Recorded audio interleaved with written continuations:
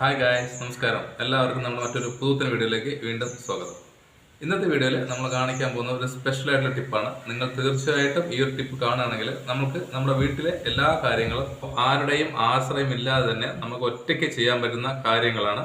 അപ്പോൾ തീർച്ചയായിട്ടും വീഡിയോ മുഴുവനായിട്ട് കാണാൻ ശ്രമിക്കുക കേട്ടോ. യൂസ്ഫുൾ ആണെന്ന് തോന്നുന്ന ടിപ്പാണെങ്കിൽ തീർച്ചയായിട്ടും നിങ്ങൾ വീട്ടിലൊന്ന് പരീക്ഷിച്ച് നോക്കുക. അപ്പോൾ എന്തൊക്കെയാണ് ഇന്നത്തെ വെറൈറ്റി ടിപ്സുകളെന്ന് നോക്കാം. വീഡിയോ മുഴുവനായിട്ട് കാണാൻ ശ്രമിക്കുക. ഇഷ്ടപ്പെടുകയാണെങ്കിൽ ഒന്ന് ലൈക്ക് ചെയ്യുക, ഷെയർ ചെയ്യുക, കമൻറ്റ്, സബ്സ്ക്രൈബ് ചെയ്യുക. അപ്പോൾ നേരിട്ട് നമുക്ക് വീഡിയോയിലോട്ട് കിടക്കാം.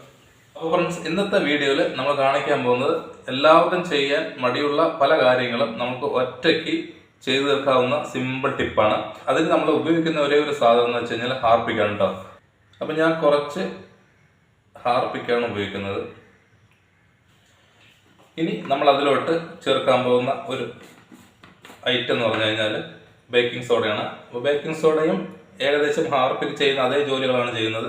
നല്ലൊരു ക്ലീനിങ് ഏജന്റ് കൂടിയാണ് ബേക്കിംഗ് സോഡ. ഇനി നമ്മൾ അതിലോട്ട് ചേർക്കാൻ പോകുന്നത് ചൂടുവെള്ളമാണ്. തിളച്ച വെള്ളം ഒഴിക്കരുത്.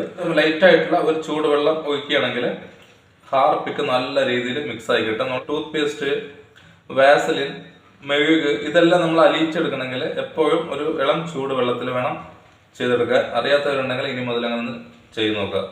ആദ്യമായിട്ട് ആ സൊല്യൂഷൻ വെച്ച് ചെയ്യാൻ പറ്റുന്ന ഒരു സിമ്പിൾ ടിപ്പ് എന്ന് വെച്ച് കഴിഞ്ഞാൽ നിങ്ങൾക്ക് എല്ലാവർക്കും യൂസ്ഫുൾ ആവുന്ന ടിപ്പാണ്. പൊതുവേ നമ്മൾ കിച്ചണിൽ മെയിനായിട്ട് ഉപയോഗിക്കുന്ന ഒരു സാധനമാണ് സിങ്ക്. പൈപ്പിൽ വെള്ളത്തിൻ്റെ ഫോഴ്സ് ചില സമയത്ത് നല്ല രീതിയിൽ കുറവായിരിക്കും. വെള്ളത്തിൻ്റെ ഫോഴ്സ് കുറയാനുള്ള മെയിൻ കാരണം എന്ന് പറഞ്ഞു കഴിഞ്ഞാൽ വാഷറിൽ വേസ്റ്റ് അടിഞ്ഞുകൂടിയിരിക്കുന്നതാണ്. അപ്പോൾ നമുക്കത് പൊതുവേ ക്ലീൻ ചെയ്യാന്ന് പറഞ്ഞു കഴിഞ്ഞാൽ സാധാ വെള്ളം വെച്ച് ക്ലീൻ ചെയ്താലും അതിനകത്ത് ഒരുപാട് പൊടികൾ അടിഞ്ഞു കൂടിയിട്ടുണ്ടാവും. അത് പോവില്ല.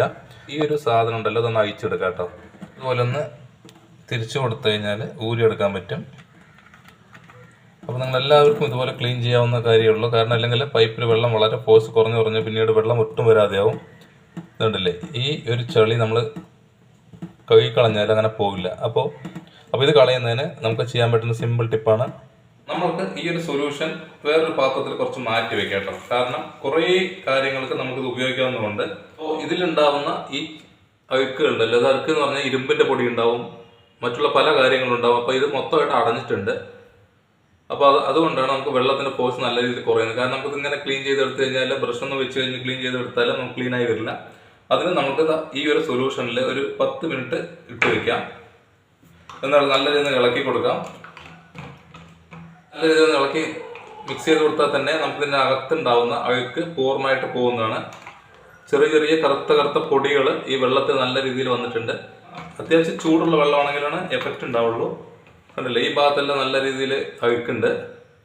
സെക്കൻഡുകൾ കൊണ്ട് നമുക്ക് ക്ലീൻ ചെയ്തെടുക്കാൻ പറ്റും. അപ്പോൾ ഇതുപോലെ ഒന്ന് ക്ലീൻ ചെയ്തെടുക്കുകയാണെങ്കിൽ നിങ്ങൾക്ക് ഈ വെള്ളം ഫോഴ്സ് ഇല്ലാത്ത ഏത് പൈപ്പിലും നമുക്ക് നല്ല രീതിയിൽ ഫോഴ്സോടെ വെള്ളം വരുത്താൻ സാധിക്കുന്നതാണ്.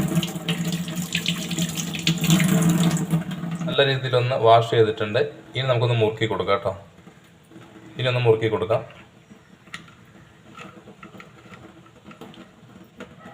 അപ്പോൾ നല്ല രീതിയിലൊന്ന് ടൈറ്റായി കൊടുക്കണം, അല്ലെങ്കിൽ ചിലപ്പോൾ അത് ഊരിപ്പോകാനുള്ള സാധ്യതയുണ്ട്. അതിനുശേഷം തുറന്നു കഴിഞ്ഞാൽ നല്ല ഫോഴ്സിൽ പൈപ്പ് ഫുള്ളായിട്ട് നമുക്ക് വെള്ളം വരാൻ തുടങ്ങിയിട്ടുണ്ട്. അപ്പോൾ ഏതെങ്കിലുമൊക്കെ പൈപ്പ് ബ്ലോക്ക് ആയിട്ടുണ്ടെങ്കിൽ തീർച്ചയായിട്ടും ഈ ഒരു കാര്യം ചെയ്ത് വെച്ചാൽ മാത്രം മതി കേട്ടോ. അപ്പോൾ ഇനി അടുത്ത് ഈ സൊല്യൂഷൻ നമുക്ക് വേസ്റ്റ് ചെയ്യേണ്ട കാര്യമില്ല കേട്ടോ. അപ്പോൾ നമ്മൾ ഒരു കാര്യത്തിന് മാത്രമല്ല പലതരം കാര്യങ്ങൾക്ക് നമുക്ക് ഈ സൊല്യൂഷൻ ഉപയോഗിക്കാവുന്നതാണ്. അപ്പോൾ പൊതുവേ നമ്മൾ ഗ്യാസ് അടുപ്പൊക്കെ വെക്കുന്ന സമയത്ത് കിച്ചണിലെ ടൈലുകളിലൊക്കെ നല്ല രീതിയിൽ കറകൾ വരാനുള്ള സാധ്യതയുണ്ട്. കടുകൊക്കെ പൊട്ടിക്കുന്ന സമയത്ത് ആ എണ്ണയുടെ ഒരു ചൂടെല്ലാം കൊണ്ട് നമ്മുടെ ടൈലുകളെല്ലാം നല്ല രീതിയിൽ കറ പിടിച്ച് വൃത്തിയിടാവുന്നതാണ്. അപ്പോൾ ഇതുപോലെ ഉള്ള ടൈലുകൾക്ക് നമുക്ക് ക്ലീൻ ചെയ്യുന്നതിന് ഈ ഒരു സൊല്യൂഷൻ ഉണ്ടെങ്കിൽ ഈസി ആയിട്ട് ക്ലീൻ ചെയ്തെടുക്കാൻ പറ്റും കേട്ടോ. അപ്പോൾ അതിന് നമുക്കിത് ഒരു ബ്രഷ് എടുക്കാം. നമുക്ക് ഉപയോഗിക്കാത്തൊരു ബ്രഷ് എടുത്തതിന് ശേഷം ജസ്റ്റ് ഈ ഒരു ഭാഗങ്ങളൊന്ന് ഇതുപോലെ ഒന്ന് വരച്ചു കൊടുത്താൽ മതി. ആ ഒരു സൊല്യൂഷൻ മുട്ടുന്ന സമയത്ത് തന്നെ നമുക്ക് ആ ഭാഗം നല്ല രീതിയിൽ ക്ലീനായി കിട്ടുന്നുണ്ട്. തന്നെ പലതരം കറകളുണ്ടാവും. ആ കറയെല്ലാം നമുക്ക് ഈസി ആയിട്ട് മാറ്റിയെടുക്കാൻ പറ്റും. അപ്പോൾ നമ്മൾ കിച്ചണിലെന്നല്ല, നിങ്ങൾക്ക് ടോയ്ലറ്റിലാണെങ്കിൽ നിങ്ങൾക്ക് ഈ ഒരു രീതിയിൽ ചെയ്തെടുക്കാം. വീടിൻ്റെ ഏത് ഭാഗത്ത് വേണമെങ്കിലും നമുക്ക് ഈ ഒരു സൊല്യൂഷൻ ഉപയോഗിക്കാവുന്നതാണ് കേട്ടോ. അപ്പോൾ 5 സെക്കൻഡ് ഉള്ളതുകൊണ്ട് നമുക്ക് എത്ര വലിയ കിച്ചൺ വേണമെങ്കിൽ നമുക്ക് ഈസി ആയിട്ട് ക്ലീൻ ചെയ്തെടുക്കാൻ പറ്റും. അതുപോലെ തന്നെ നമുക്ക് ഈ ടൈലിൻ്റെ ഈ ഭാഗങ്ങളിലെല്ലാം നല്ല രീതിയിൽ അഴുക്ക് വന്ന് കിടക്കാനുള്ള സാധ്യതയുണ്ട്. അപ്പോൾ ആ ഭാഗത്തെല്ലാം ഇതുപോലെ ഒന്ന് വരച്ചു കൊടുത്തു കഴിഞ്ഞാൽ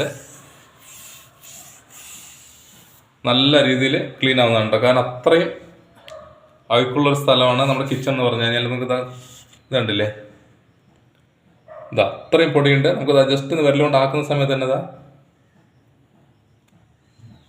ക്ലീൻ ആകുന്ന നോക്കിയേ, ഇത്രയും അഴുക്കുണ്ട്. നമുക്ക് ഒരു അരമണിക്കൂർ ഉണ്ടെങ്കിൽ നമുക്ക് വീട് മൊത്തം ഇതുപോലെ ക്ലീൻ ചെയ്തെടുക്കാൻ പറ്റും. അതിന് ശേഷം ജസ്റ്റ് ഇതുപോലെ തുണി എടുത്തൊന്ന് തുടച്ചു കൊടുത്തു കഴിഞ്ഞാൽ നല്ല രീതിയിൽ നീറ്റ് ആൻഡ് ക്ലീൻ ആയിട്ട് തന്നെ ഈ ഭാഗം ആയിട്ടിരിക്കും. അതുപോലെ ടൈലുകളും ഒന്ന് ആ സൊല്യൂഷൻ വെച്ചിട്ട് ഒന്ന് തുടച്ചു കൊടുക്കുക. നമുക്ക് വാങ്ങുന്ന സമയത്തുള്ള ടൈൽ എങ്ങനെയാണോ ആ ഒരു നീറ്റ് ആൻഡ് ക്ലീൻനെസ് ആയിട്ട് നമുക്ക് ഉപയോഗിക്കാൻ പറ്റുന്നുണ്ടോ. അപ്പോൾ എല്ലാവരും തീർച്ചയായിട്ടും ഈ ഒരു കാര്യം ചെയ്ത് നോക്കുക. നമ്മുടെ വാഷ് ബേസിനിൽ ഇതുപോലെയുള്ള കറകൾ ഉണ്ടാവും, കണ്ടില്ലേ കറകൾ. അപ്പോൾ ഇത് നമ്മളിപ്പോൾ കൈകൊണ്ട് നോക്കി കഴിഞ്ഞാൽ അത്ര പെട്ടെന്ന് പോവില്ല. അപ്പോൾ ഈ കറകളൊക്കെ ഉണ്ടെങ്കിൽ നമുക്ക് ജസ്റ്റ് ഈ ഒരു സൊല്യൂഷൻ വെച്ചിട്ട് ഒന്ന് ഒഴിച്ചു കൊടുക്കുക. അപ്പോൾ നമുക്ക് വീട്ടിൽ ചെയ്യാൻ പറ്റുന്ന എല്ലാ ക്ലീനിങ് ഐറ്റത്തിനും നമുക്ക് ചെയ്യാൻ പറ്റുന്ന ഒരു സൊല്യൂഷനാണിത്.